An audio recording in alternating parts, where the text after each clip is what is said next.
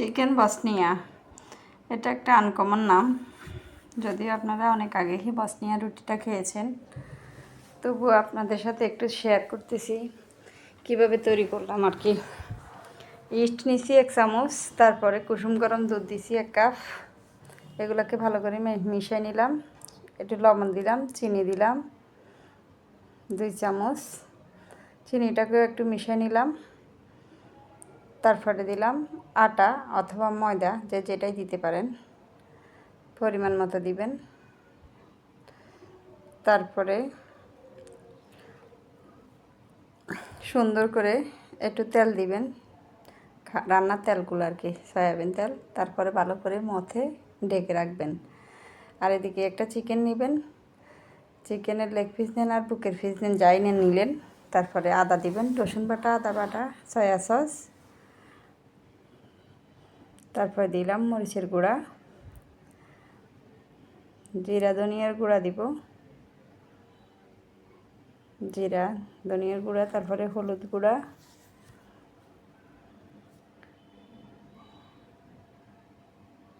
হলুদ গুঁড়া দিয়ে দিলাম।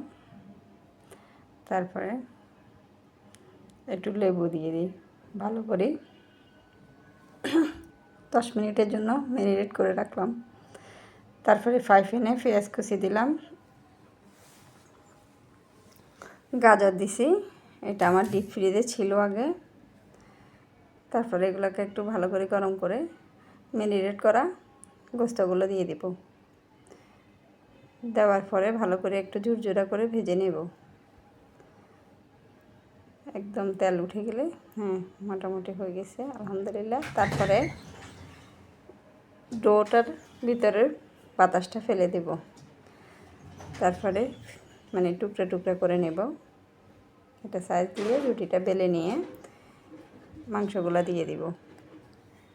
তারপরে ছুরির সাহায্যে একটু ডিজাইন করে নিলাম আর কি, চাপতি দিলাম।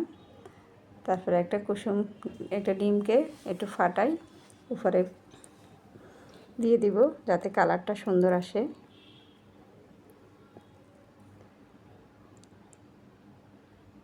একটু ভালো করে চাপিয়ে দিন। তারপরে ফ্রাই প্যানে হালকা তেল দিয়ে মিডিয়াম লো আছে ভেজে নেব। তৈরি হয়ে গেল মজাদার চিকেন বসনিয়া। এভাবে খেয়ে দেখতে পারেন। ভিডিওটা ভালো লাগলে অবশ্যই